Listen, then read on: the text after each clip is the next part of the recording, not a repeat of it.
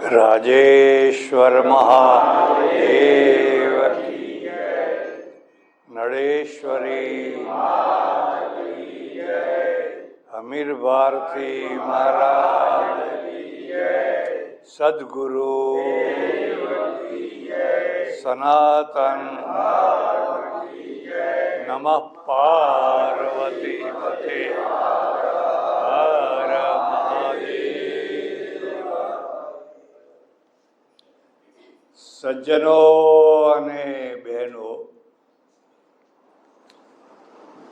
સંત શિરોમણી મહાકવિ તુલસીદાસજીની રચેલી રામાયણ એટલે કે રામચરિતમાનસ ને કેન્દ્રમાં રાખીને છેલ્લા કેટલાય દિવસથી આપણે ધર્મ ચર્ચા કરી રહ્યા છીએ. ગઈકાલે એક બહુ મહત્વની વાત કરવામાં આવી કે આપણો દેશ આશ્રમોનો દેશ છે. આવા આશ્રમો આખી દુનિયામાં તમને ક્યાંય જોવા ના મળે. હરિદ્વાર જાઓ, ઋષિકેશ જાઓ, વૃંદાવન જાઓ, નદી કિનારે ગમે ત્યાં જાઓ, આશ્રમો આશ્રમો આશ્રમો આશ્રમો. આટલા બધા આશ્રમો તમને બીજે ક્યાંય જોવા ના મળે. એક વાત, આશ્રમો હોય એટલે સાધુઓ હોય. સાધુઓ જ ના હોય તો આશ્રમો શા કામના? હરિદ્વાર ઋષિકેશમાં એવા કેટલાય આશ્રમો છે, આલિશાન આશ્રમો, એકે સાધુ નથી. કોઈ સાધુ મળતા નથી. જે મળે છે એ જુદા મળે છે. આશ્રમ સંભાળી શકે એવા સાધુ મળવા બહુ દુર્લભ વસ્તુ છે. પણ આ આશ્રમ સંસ્કૃતિ જે આપણી છે એને ખાસ રીતે સમજવા જેવી છે. આશ્રમ એટલે વિસામો. આશ્રમ એટલે વિસામો, વિશ્રામ, વિશ્રામ. અને સંસાર એટલે થાક. સંસારનું નામ જ થાક છે. તમે સંસારના કોઈ પણ પોઈન્ટ ઉપર હો, થાકવાના થાકવાના ને થાકવાના. જો થાક વિનાનો સંસાર હોય જ નહીં. અને કદાચ હોય તો કોઈ લાખમાં એકાદ ભાગ્યશાળીને હોય. હવે આ જે થાક છે, કોઈને આર્થિક થાક છે, પૈસો નથી. કોઈને સમાજનો ત્રાસ છે, કોઈને રાજકીય ત્રાસ છે, ઘણા ત્રાસ છે બધા. જેટલું જીવન મોટું એટલા ત્રાસના કેન્દ્રો પણ મોટા. પણ સૌથી મોટામાં મોટો ત્રાસ ઘરના માણસોનો છે. ઘરના માણસો જે થાક લગાડે એવું બીજું કોઈ ના લગાડે. અને બાકીના લોકોનો ત્રાસ હોય એ ઘરમાં ઉતારાય. તમને બહાર થાક લાગ્યો હોય તો ઘરમાં આવો તો ઘરવાળી તારવાળો થાક ઉતારી દે. ઘરના માણસો હારા મળ્યા હોય તો. પણ ઘરમાં જ થાક લાગતો હોય તો ક્યાં ઉતારો? તો આશ્રમમાં ઉતારવાનો. એટલે હું તમને ખાસ કહું છું, જો તમને કોઈ ને કોઈ પ્રકારનો થાક લાગતો હોય, લાગ્યો હોય, તો કોઈ ને કોઈ સારા આશ્રમ સાથે સંબંધ રાખજો. અઠવાડિયે, 15 દિવસે, મહિને એકાદ વાર જશો તો થાક ઉતરી જશે, હળવો થઈ જશે. એનું નામ જ વિશ્રાંતિ છે, વિસામો છે. એટલું યાદ રાખજો થાક વધારે એવા આશ્રમ સાથે સંબંધ ના રાખશો. ઘણા હોય આશ્રમ પણ લોકોના થાક વધારવાનું કામ કરતા હોય. થાક ક્યારે લાગે? જ્યારે પ્રશ્નો ના ઉકેલાય ત્યારે. અને જીવન તો પ્રશ્નોથી ભરેલા જ છે. હવે એ પ્રશ્નો જ્યારે ના ઉકેલાય ત્યારે માણસ થાકે. અને થાકે તો ઘરના માણસો એને મદદ કરીને થાક ઉતારે.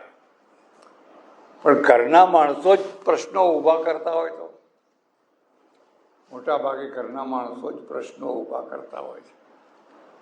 એકનો એક દીકરો હોય એવા પ્રશ્નો ઊભા કરે ને. બાપને એમ થાય કે આના કરતા ના હોત તો સારું હતું. એકની એક દીકરી હોય, કેટલું કરિયાવર કરવું હોય, કેટલા લાડકોડ હોય, અને એવા ખોટા પ્રશ્નો ઊભા કરી દે, બાપને મોઢું બતાવવાનું મુશ્કેલ થઈ જાય. ઘરના માણસો જે પ્રશ્નો ઊભા કરે ને એ પ્રશ્નોમાં ઉગરવાનો એક જ આરો કે કોઈ સારો આશ્રમ હોય ત્યાં જાઓ, અડધો કલાક, કલાક, 2 કલાક, 1 દિવસ, 2 દિવસ રહો. તમને એમ લાગે કે હાશ હવે ઊંઘ આવી હો, હવે થાક ઉતર્યો, પાછો લાગવાનો જ છે. એવું નથી કે એકવાર ઉતરી ગયો એટલે કાયમનો ઉતરી ગયો, લાગવાનો જ છે. પણ એ તો ચાલુ પ્રક્રિયા છે. થાક ને વિસામો, થાક ને વિસામો, થાક ને વિસામો, એનું નામ તો જીવન છે. તમને ખબર નહીં હોય, તમે કાઠિયાવાડમાં કોઈ વાર ગોંડલ સ્ટેટમાં જજો. હવે તો ગોંડલ સ્ટેટ રહ્યું નહીં, પણ એ ગોંડલ સ્ટેટમાં જજો. ગોંડલ સ્ટેટની ઘણી બધી વિશેષતાઓ. એમાંની એક વિશેષતા એવી, સામાન્ય રસ્તો હોય ખેતર આવવા જવાનો, દરેક જગ્યાએ 5 ફૂટનો વિસામો. 5 ફૂટનો. 2 પથ્થર ઊભા કરવાના, એક મોટો આડો પથ્થર આ ઉપર નાખી દેવાનો, 5 ફૂટ ઊંચાઈ. આ વિસામક થયા ક્યાંથી? બન્યું એવું કે એકવાર એક પટેલ બાઈ 4નો ભારો લઈને આવે, અને પહેલાં તો બધું જાતે કામ કરતા, મજૂરો કોઈ નહીં, જાતે ખેતી કરવાની. બહેનો દીકરીઓ બધી કામે લાગી જાય, છાણ વાસીદા બધા કરે. હવે એની ગરદન આમ ઝૂકી ગયેલી એટલે જોયું કે હવે મારાથી વધારે ચલાશે નહીં, એટલે નીચે ભારો પછાડ્યો અને કંઈ ઝાડ હશે, ઝાડના નીચે બેઠી. એટલામાં રાજાનો એક ઓફિસર ત્યાંથી નીકળ્યો. અને ગોંડલ સ્ટેટની વિશેષતા એ, જે ડ્રેસ રાજા પહેરે એ જ ડ્રેસ પટાવાળો પહેરે. વસ્તુ કિંમતી હોય પણ ડિઝાઇન બધાની એક સરખી. એ જ પાઘડી, એ જ કેડિયું, એ જ સુરવાલ, એ જ બધું એક સરખું. એટલે આ પટેલબાઈએ બૂમ પાડી, ભાઈ જરા અહીં આવજે. હવે એ હતો પોતે રાજા પોતે હો, પાછો કોઈ પટાવાળો કે ઓફિસર નહોતો, પણ રાજા પોતે હતો. બોલો માજી શું કામ છે? આ ભારો ચડાવી દે ને મને માથા ઉપર. અને ભાઈ તું કોઈ અમલદાર જેવો દેખાય છે, મારું એક વાક્ય રાજાને ન પહોંચાડે? બોલો મારી શું? તો તારા રાજાને કહેજે કે આ અમારી ગરદન રહી જાય છે, આ વિસામા કર, વિસામા. કહીશ હો, કહીશ. એ તો બાઈ ગઈ. મહારાજા આવીને હુકમ કર્યો કે મારા રાજ્યમાં દર અડધા કિલોમીટરે 1 કિલોમીટરે વિસામો કરી લો. એન્જિનિયરને બોલાયો, કેવી રીતે થાય? કે રાજસ્થાનમાંથી 2 ઊભા પથ્થર, એના ઉપર એક આડો પથ્થર, નીચે પરબ રહે પાછી નીચે છાંયો રહે અને પેલી બાઈ આમ ખસેડીને મૂકે, પછી ખસેડીને માથે લઈ લે, કોઈને ઉપડાવવાની જરૂર ના રહે. આવી રીતે આખા રાજ્યમાં વિસામા વિસામા વિસામા. એ ગરદન થાકી ગયેલી બાઈ કે ભાઈ વિસામામાં ભારો મૂકીને નીચે બેસે, એને કહેવું પડે કે આશીર્વાદ આપ, માજી આશીર્વાદ આપો એમ કહેવું પડે. એની નાભીમાંથી ભગવાન તારું ભલું કરે, ભગવાન તારું ભલું કરે, ભગવાન તારું ભલું. આવી રીતે જેનું ઘર પ્રશ્નોવાળા ભારવાળા માણસો માટે વિસામાનું રૂપ ધારણ કરતું હોય એને ઘર આશ્રમ કહેવાય. એનું નામ કહેવાય ઘર આશ્રમ. ત્યાં જાઓ, તમારો પ્રશ્ન ઉકેલાશે. બન્યું એવું કે આવું ગામ, અને ગામમાં તો બધી પ્રકારના લોકો રહે. પહેલાં ધર્મશાળાઓ નહીં, હોટલો નહીં, રોડ નહીં, લાઇટ નહીં, કશું જ નહીં. એમાં ગામની ભાગોળે એક વટે માર્ગુ આવ્યો, તીર્થયાત્રી આવ્યો. એણે કહ્યું મારે રાત રોકાવું છે. આ ગામમાં કોઈ જગ્યા એવી છે જ્યાં હું રાત વાસો કરી શકું એવું? પહેલાં તો ચોરો હતો એક, એ ચોરામાં તો સરકારી માણસો ઉતરે. કોઈ કહ્યું હા જાઓ, પેલી છેલ્લી જગ્યાએ એક ભગત રહે છે ઝોંપડામાં. ઝોંપડા જેવું ઘર છે, પણ ભગત બહુ દિલનો મોટો માણસ છે. અને આ માણસ ત્યાં પહોંચી ગયો. સાંજ પડી, એનું કંઈક સંધ્યાવંદન કરતો તો એ કર્યું. ભગત અને ભક્તાણી બે તો ખુશ ખુશ થઈ ગયા કે આપણા ઘેર તીર્થયાત્રી ક્યાંથી આવ્યો. રસોઈ બનાવી, જે ઘરમાં શક્તિ હતી એ પ્રમાણે. એ કદી ના વિચારવું કે શિરોપુરી ખવડાવવાથી જ મહેમાન ગતિ થાય. એ કદી એવો ના વિચાર કરવો. તમારા ઘરમાં જે હોય, જેવું હોય, ભાવથી આપો, પ્રેમથી આપો. એટલે રસોઈ તૈયાર કરીને એણે કહ્યું, મહારાજ ચાલો રસોઈ તૈયાર છે, તમે થોડું જમી લો.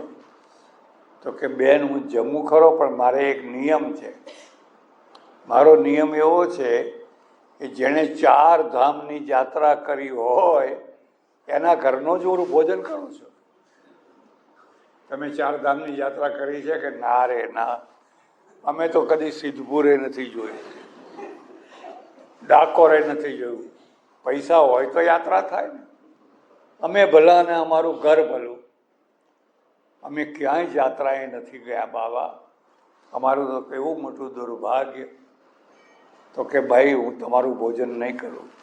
ના જમ્યો. ના જમ્યો એટલે પેલાય ના જમ્યા. એ કહ્યું કે અતિથિ ના જમે તો અમારાથી કેમ જમાય? એ ભોજન એમને એમ ઢાંકીને મૂકી દીધું ને પેલાય હોઈ ગયા ને આ હોઈ ગયું. આવી રવેશીમાં હું તો પણ ભૂખમાં ઊંઘ આવે. ગુરુર ગુરુર ગુરુર આખા દિવસનો ચાલ ચાલ ચાલ ચાલ કર્યો હોય અને હવે ભૂખ તો ભૂખ જ છે.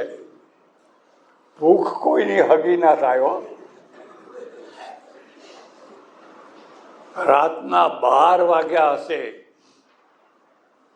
અને એ પડ્યો જાગે તો એને જોયું તો ઉપરથી 2 ગાયો ઉતરી, એક કાળી ને એક ધોરી. હે, આ શું ચમત્કાર! જોતો જ રહી ગયો. કાળી ને ધોરી 2 ગાયો ઉતરી અને પેલા ઝૂંપડાને જે આંગણું હતું ત્યાં આરોટવા માંડી. આરોટીને પછી ખંખેરીને જવા માંડી એટલે પેલા તીર્થયાત્રી હતો ને એને જઈને પગ પકડી લીધા. તમે કોણ છો? તમે કોણ છો? તમે કોણ છો? અહીં અત્યારે રાત્રે 12 વાગે આવ્યા અને અહીં આરોટ્યા. તો કે તને ખબર નથી, આ ધોળી ગાય ગંગા છે અને આ કાળી ગાય જમુના છે. હા, આખો દિવસ અમારે જળમાં ડૂબકી મારીને લોકો પાપ ધોવે, એટલે અમારે ત્યાં તો પાપનો ઢગલો થઈ જાય. જેટલા આવે એ બધા પાપ ધોતા જાય ને અમારે ત્યાં મૂકતા જાય. એ ઢગલો અમે અહીં ધોવા માટે આવીએ. એ ઢગલો અમે અહીં આરોટીએ છીએ. અમારો બધો ઢગલો તો હોઈ જાય છે. હે? હા. કેમ? કેમે તો એને પૂછ્યું. અહીં અમારો બધો ઢગલો તો હોઈ જાય છે. 12 વાગે ગાયો તો જતી રહી, પણ પેલા તીર્થયાત્રીએ કહ્યું કે મારા ઘરવાળા ભાઈ જાગો જાગો. કેમ કેમ કે લાવો જમવું છે. જમવું છે કે હા, જે હોય લાવો. પણ તમે તો ના પાડતા હતા, 4 ધામ વાળા. અમે તો 4 ધારે, તમે તો 4 ધામ તમારા આંગણે, તમારા આંગણે 4 ધામ આવી ગયા. હું ધન્ય ધન્ય થઈ ગયો. આને ઘર આશ્રમ કહેવાય, યાદ રાખો. આનું નામ કહેવાય ઘર આશ્રમ. તમે હરિદ્વાર ગયા કે ના ગયા, તમે ફલાણું કર્યું કે ના કર્યું, કોઈ મહત્વ નહીં. તો આ ગાયો આરોટી એનું કારણ શું? તો મને એ પતિ પત્ની કે અમે ભાઈ ગરીબ માણસ છીએ, પણ જે અમારી પાસે અનાજ છે એના રોટલા ને દાળ સવારથી બનાવીએ છીએ. આખો દિવસ જે ગરીબ ગરબા ભગત ભિખારા ગાય કૂતરું જે એ બધાને ખવડાય ખવડાય ખવડાય કરીએ. એ સિવાય અમને કંઈ આવડતું નથી. એ સિવાય અમને કંઈ આવડતું નથી. તો બસ હવે મને ખબર પડી કે ખરા 4 ધામ કોને કહેવાય. આવું ઘર આશ્રમ બનાવ્યો જલારામે, કર્યો કે નહીં? બાપે ઘરમાંથી કાઢી મૂક્યા. તમે કાઢી મૂકો. તમે છોકરાને દુકાન ઉપર બેહાડો અને છોકરો બધાને આપ આપ કરે, અને હાજે કંઈક કંઈ આવ્યું નથી ને બધું દુકાન તો નિકાલ નિકાલ નિકાલ નિકાલ કાઢી મૂક્યા પતિ પત્ની બે. આવો કુપાત્ર છોકરો મારા વંશમાં ક્યાંથી પાક્યો? હવે એને ખબર નથી કે તારો આખો વંશ ધન્ય ધન્ય કરી નાખવાનો છે. જેને કુપાત્ર કહે છે એ તો મોટામાં મોટો સુપાત્ર છે. તો વાત તમે બધા જાણતા હશો. એટલે આ આશ્રમ કલ્ચર છે, અને એ આશ્રમ ભારતમાં જ જોવા મળે, બાકી કોઈ જગ્યાએ જોવા ના મળે. અમે એકવાર રાજસ્થાન ગયેલા. કયા માતા છે? તનોટ માતા. તનોટ માતા. અને તનોટ માતાથી પછી વળ્યા. 4-5 ગાડીઓ હતી. રસ્તામાં તપાસ કરી, પણ કોઈ જગ્યાએ હોટલમાં જમવાનું ના મળે. બધાય ભૂખ્યા, બધાય ભૂખ્યા. હવે એમ કરતાં કરતાં એક ગામ આવ્યું. તો અમારી સાથે પેલા વેવાઈ દશરથભાઈ, એમણે કંઈ ગાડીઓ ઊભી રાખો. મેં કહું કેમ? કે અહીં મારી એક ધર્મની બૂન છે. ધર્મની બેન, હો, યાદ રાખજો. આ તમને ભારતમાં જ જોવા મળે, બાકી આખી દુનિયામાં ધર્મની બેન હોય જ નહીં. મેં કહું શું છે ધર્મની બેન? અરે શું છે શું, બધાના માટે રોટલા બનાવડાવું. અરે રહેવા દે કીધું, રાતના 12 વાગ્યા 1 વાગ્યો છે, શું થઈ ગયું? એમ કે એ તો ગયો, આમ ખખડાયું, અંદરથી બેન નીકળી. ઓહો, તમે કે હા હા જો આ 6-7 જણા છે, અને અત્યારે ને અત્યારે રોટલા કર અને છાશ કે દૂધ જે હોય આપ. અને પેલી બાઈ તરત ચૂલે બેસી ગઈ. ચૂલે બેસી ગઈ તરત જ. ટીપ ટીપ ટીપ ટીપ કરીને જે મીઠા રોટલા, કંઈ મીઠા રોટલા, કંઈ સ્વાદ આવ્યો, કંઈ સ્વાદ આવ્યો. આ તમને ભારત સિવાય બીજે કંઈ જોવા મળે નહીં. આને ઘર આશ્રમ કહેવાય. એટલે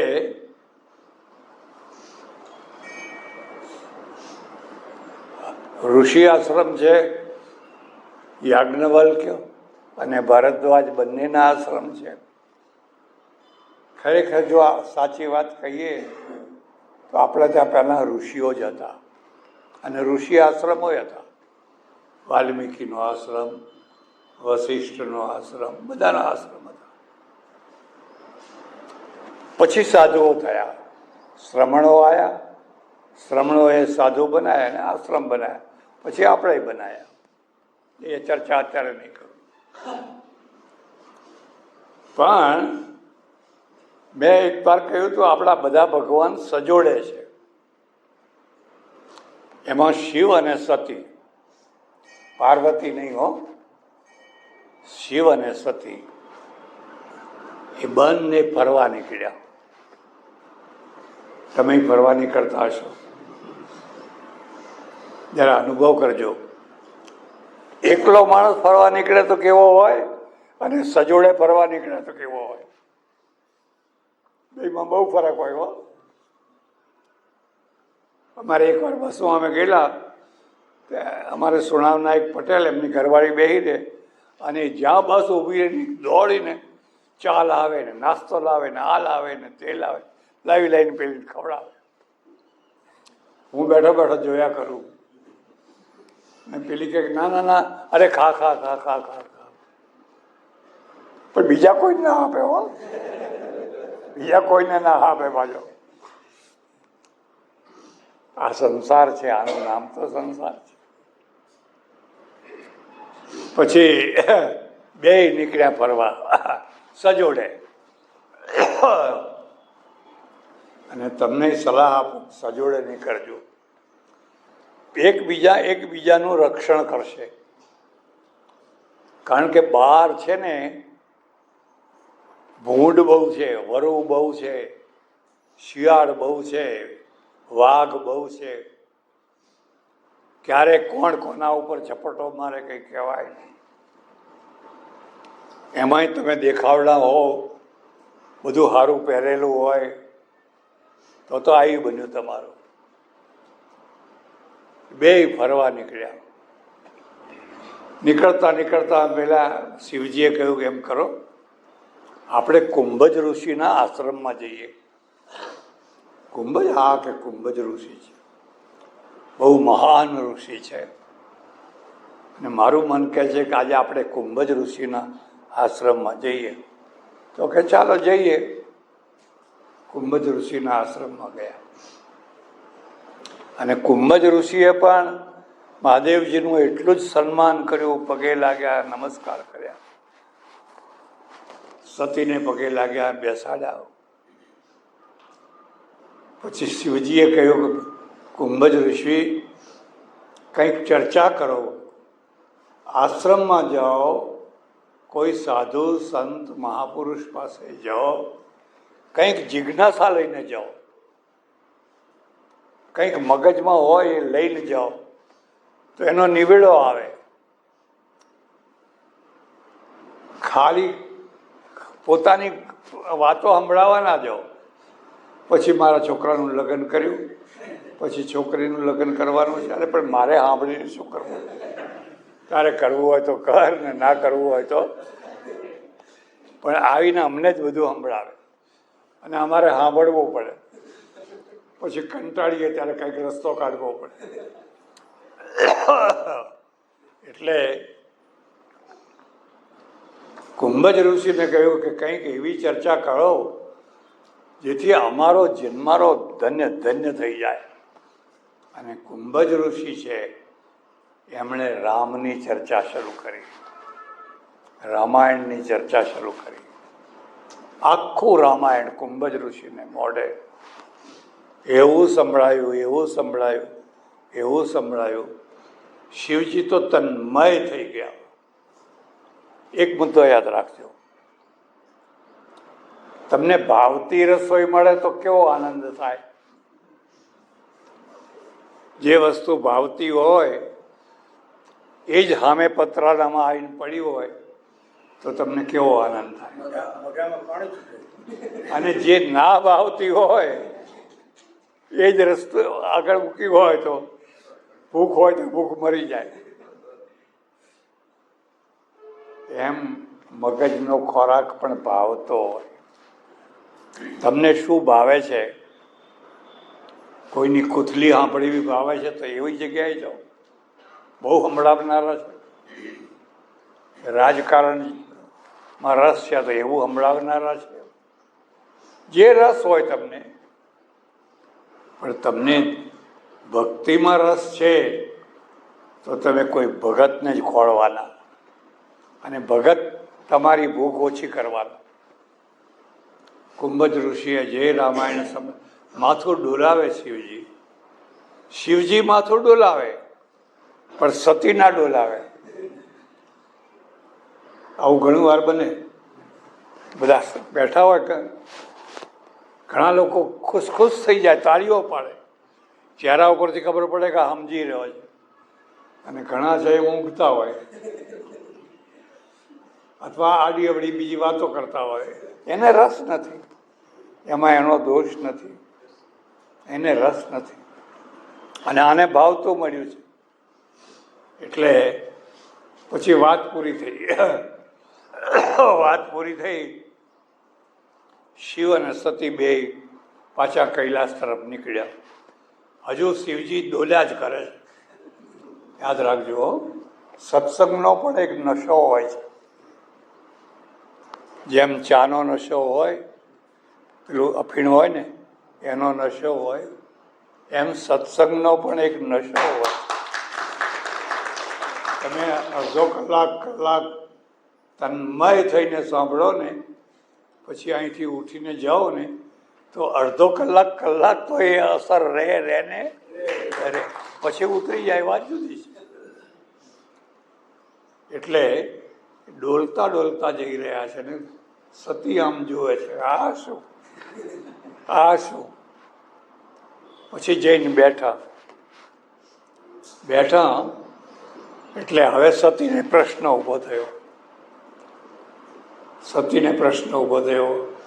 મહાદેવજી કે એક પ્રશ્ન પૂછ્યું કે પૂછને કે એક બીજો મુદ્દો યાદ રાખજો. પતિ પત્ની હોય પણ એના દાંપત્યની ધન્યતા શું છે? વૃદ્ધાવસ્થા, યુવાવસ્થા નહીં હો. ચામડું લટકી પડ્યું હોય ને એવી વૃદ્ધાવસ્થા. એ વૃદ્ધાવસ્થામાં પણ એકબીજાનો સાથ ના છોડે અને એકબીજાના પૂરક બને, એ ધન્યતા. પણ એ ક્યારે ધન્યતા આવે? બેયમાં ભક્તિભાવ હોય તો. બેયમાં ભક્તિભાવ ના હોય તો ના આવે. અને ભક્તિભાવમાં આ મુદ્દો યાદ રાખજો. પતિ જ્ઞાની હોય, અઢળક જ્ઞાની હોય પતિ, અને પત્ની જિજ્ઞાસુ હોય. જિજ્ઞાસા એટલે કોદાળી. પતિ જ્ઞાની છે એટલે હીરાની ખાણ છે, પણ કોદાળીથી ખોદો તો નીકળે, એમને એમ ના નીકળે. અને જ્ઞાની માટે કહ્યું છે જ્ઞાને મૌનમ. જ્ઞાની મૌન હોય, બહુ ઓછું બોલે. બોલ બળ બકવાદી છે. પ્રશ્ન પૂછો તો જવાબ આપે. પત્ની છે એ જિજ્ઞાસુ હોય, અને એને જિજ્ઞાસાને સંતોષવા માટે સારામાં સારું સાધન કર્મ જ છે. આટલો મોટો જ્ઞાની પતિ, એને છોડીને મારે કોને ગુરુ કરવા જવા? એટલે આપણા શાસ્ત્રમાં લખ્યું છે પતિરેકો ગુરુ સ્ત્રીનામ. સ્ત્રીનો ગુરુ તો એનો પતિ જ છે, ઘરમાં જ પતિ ગુરુ છે. જો સુપાત્ર હોય તો, કુપાત્ર હોય તો નહીં, પાછી દારૂડિયો હોય તો નહીં.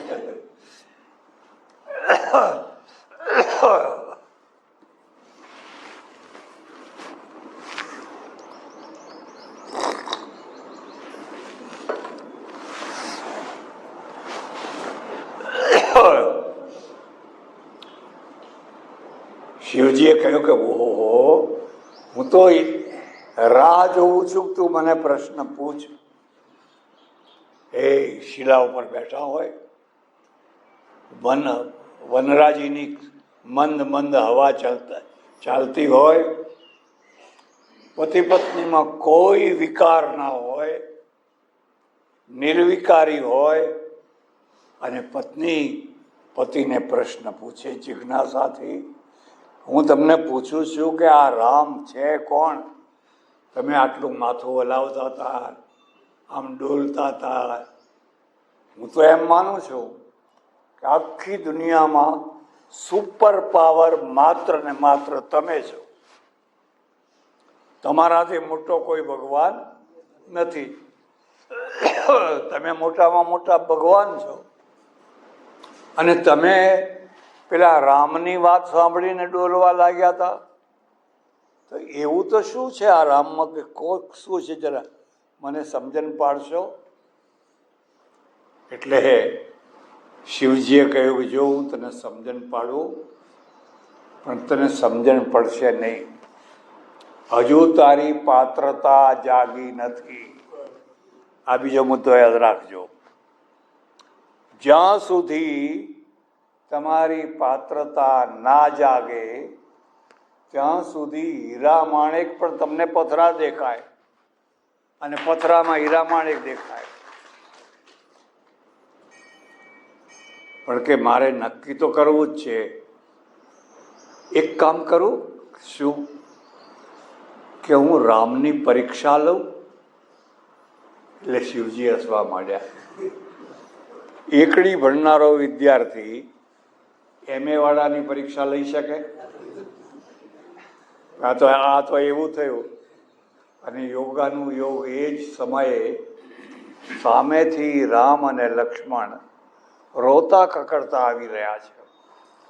સીતાજીનું હરણ થયું છે, સીતાનો વિયોગ છે, અને રામ ઝૂરી ઝૂરીને રે રે સીતા, હે સીતા તું ક્યાં ગઈ? તારા વિના હું જીવીશ કેવી રીતે? એક ખાસ વાત યાદ રાખજો. રામાયણ પરિવાર કથા છે, અને રામાયણ પ્રેમ ગાથા છે. રામાયણમાં જેવો પ્રેમ છે એવો તમને બીજે ક્યાંય જોવા નહીં મળે. પ્રેમના દુશ્મન નથી. એટલે પત્ની ત્યાગ નહીં, પ્રેમનો દુશ્મન નથી. બઢળક પ્રેમ છે. કોઈ વાર પ્રસંગ હશે કઈ તમને કહીશ. અને પ્રેમની પરાકાષ્ઠા વિયોગ છે. પત્ની ઘરમાં હોય, ગરમ ગરમ ખવડાવતી હોય, પંખો નાખતી હોય, એ વખતે પ્રેમની કસોટી ના થાય. એ વખતે તો સારી જ લાગે. એમાં કઈ મોટી વાત હતી. જોકે અત્યારે એવું બન્યું છે, આવું હોય તોય કઈ લારીએ જવું છે, પાણી પકોડી કઈ શું કે લારીએ જવું છે, એના નસીબ ફૂટ્યા કહેવાય. એટલે શિવજીએ કહ્યું નહીં, સતીએ કહ્યું કે હા સામે આવે. આ અખંડ બ્રહ્માંડના સચ્ચિદાનંદ ઘન પરમેશ્વર એક સ્ત્રીની પાછળ રડી રહ્યા છે. સીતે સીતે સીતે કરી રહ્યા છે. આવું તો પામર જીવ કરતા હોય છે. તમે કહો તો હું પરીક્ષા લઉં. એ શિવજીએ કહ્યું કે આ માનવાની નથી. એક બીજો મુદ્દો યાદ રાખજો. આ બહેનોને કહું છું, મહાદેવનું કહેવું સતીને ના માન્યું. પરીક્ષા લેવા ના જઈશ, પણ કે ના મારે તો પરીક્ષા લેવી જ છે. અને પછી પરિણામ આવ્યું, ભોગવવું પડ્યું.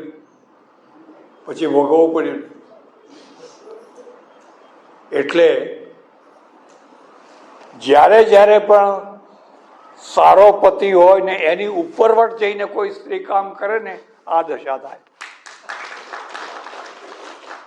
સારો પતિ હોય, સાચો પતિ હોય, જ્ઞાની હોય, પણ એના ઉપરવટ જાય, મારે મારું ધાર્યું કરવું છે, પછી આ દશા થાય. આવી 3-4 દશાઓ પછી તે તમને કહીશ રામાયણમાં. અને સતી તો નીકળી પડ્યા અને મહાદેવ ચિંતામાં પડી ગયા કે હે ભગવાન, શું થશે? આ અનાડી ના સમજ્યું, બહુ સમજાવી પણ સમજતી નથી ને હવે પરીક્ષા લેવા જાય છે, કંઈ અનર્થ ન કરી બેસે તો સારું. અને ત્યારે આ ચોપાઈ લખી, હોય હે સોઈ જો રામ રચી રાખા, કો કરી તર્ક બઢાવઈ શાખા. તુલસીદાસમાં રામાયણમાં કેટલા સ્ટેટમેન્ટ ગજબના છે. હવે જે ભગવાને ધાર્યું હશે તે થશે. જરા તુલના કરો, ભગવાને ધાર્યું હશે એ થશે એક તરફ આવું કહે છે, અને બીજી તરફ શું કહે છે? કાદર મન કો એક આધારા, દૈવ દૈવ આલસી પુકારા. જે કાયર માણસો છે ને એનો તો એક જ નસીબ જ આધાર છે, દૈવ દેવ. ભાગ્યમાં હશે એ થશે, ભાગ્યમાં થશે થશે. અહીંયા નસીબની નિંદા કરી છે. ઉઠ પુરુષાર્થ કર. અને અહીં કહે છે હોઈએ સોઈ જો રામ રચી રાખા, કો કરી તર્ક બઢાવઈ. જરા સમાધાન લેજો. જ્યારે તમારા બધા પુરુષાર્થ હેઠા પડે, પુરુષાર્થ કરવાના, પણ તમારા બધા પુરુષાર્થ હેઠા પડે પછી કહેવાનું કે હવે તારે જે કરવું હોય એ. પુરુષાર્થ કર્યા વિના નહીં કરવાનું. ખેતરમાં ખૂબ ખેડ કરવાની, પાણી મૂકવાનું, ખાતર મૂકવાનું, આ કરવાનું, તે કરવાનું, બધું કરવાનું. અને તે છતાંય એવો રોગ આવીને પડે, ખેતરમાં કંઈ પેદા થાય, ત્યારે ભાઈ તારી મરજી. હવે પણ તમે ના ખેડ કરો, ના ખાતર નાખો, ના પાણી મૂકો, તારી મરજી. તો દૈવ દૈવ આલસી પુકારા. સીતા સતી તો ચાલ્યા. હવે ચાલ્યા તો ખરા, પણ હવે મારે આ રામ અને લક્ષ્મણ છે એની પરીક્ષા લેવી કેવી રીતે? એમ કરો, સીતાનું રૂપ ધારણ કરી લો. અને તરત જ સીતાજીનું રૂપ ધારણ કરી લીધું. એકદમ હુબહુ સીતા, એકદમ બિલકુલ. અને સામેથી રામ લક્ષ્મણ આવે છે. આમ જોયું, જોતા જ રહી ગયા. અહીં ક્યાંથી હમણાં દોડશે, સીતે સીતે વળગી પડશે. રામ આવ્યા નજીકમાં, આવીને પગે પડ્યા, માથું નમાવ્યું, કહ્યું માતાજી એકલા કેમ ફરો? એકલા કેમ ફરો છો? મારા બાપા ક્યાં ગયા? મારા દાદા ક્યાં ગયા? વાઢો તો લોહી ના નીકળે, વાઢો તો લોહી ના નીકળે. સતીની આ દશા હોય તો આમની તો વાત જ શું કરવાની. પછી તો રામ આમ ગયા અને એ પાછા ડાયા ડમરા થઈ હતા એવા થઈને આવ્યા. પરીક્ષા લીધી કે ના રે ના, તમે ના પાડતા હતા, તમે ના પાડતા હતા કોણ? હવે કો સાચું બોલો. બેઠા. પણ શિવજી તો ત્રિકાલગ્ન છે. એમણે આમ જોયું તો આ તો દાંત વાળીને આવી છે. ઘરવાળાને ખબર નથી ને આ તો દાંત વાળીને આવી છે. બહેનો દાંત વાળે અને પુરુષો પછી એને સુધારે. કેટલીક વાર પુરુષો દાંત વાળે ને બહેનો સુધારે, પણ મોટા ભાગે બહેનો આ કામ કરતી હોય છે. અને એનું એક કારણ હોય છે ટૂંકી દૃષ્ટિ, લાંબી દૃષ્ટિ નહીં. એટલે શિવજીએ જોયું, આ તો દાંત વાળીને આવી છે ને, હવે આ મારી મા કહેવાય. કારણ કે સીતા મારી માતા છે અને આણે માતાનું રૂપ કર્યું. હવે આ સ્ત્રી મારી પત્ની તરીકે ચાલી શકે? કેવો આદર્શ હશે? કલ્પના કરી શકો છો કેવો આદર્શ હશે? તમને ખબર હોય કે ના હોય,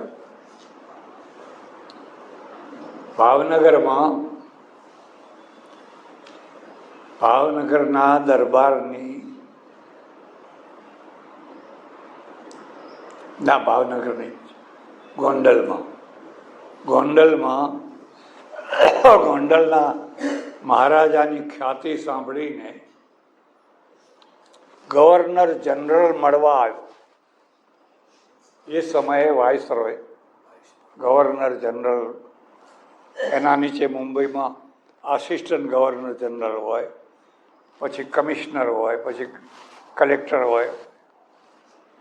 હવે એ ગવર્નર જનરલ આવવાનો, એની કોઈ પ્રકારે કંઈ કચાશ ના રહી જાય એટલા માટે સલૂન બનાવેલું. સલૂન, ગાડીમાં આવે, અહીં ગાડી ઊભી રહે, તેમ ફલાણા.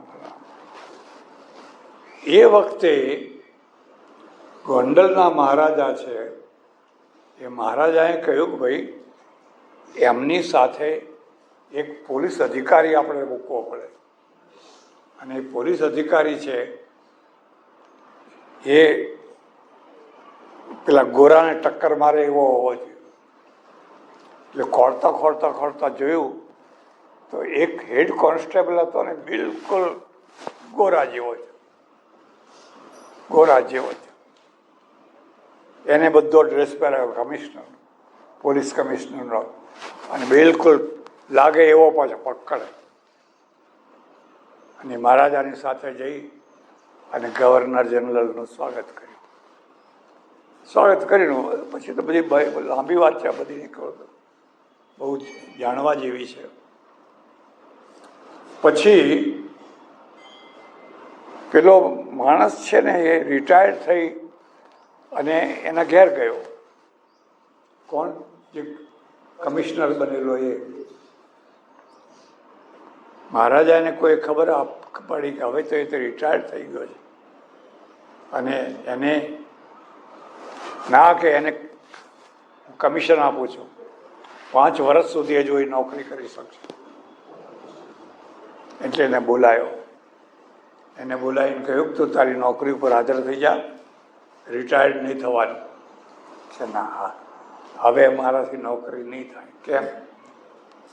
તમે મને પોલીસ કમિશનરનો ડ્રેસ પહેરાયો અને આ બધા નાના ઓફિસરો મને સેલ્યુટ ભરતા હતા.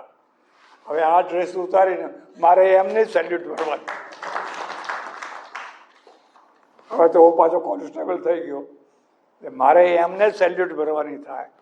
હવે મારાથી એ નહીં થઈ શકે. ડ્રેસનું કેટલું મહત્વ છે.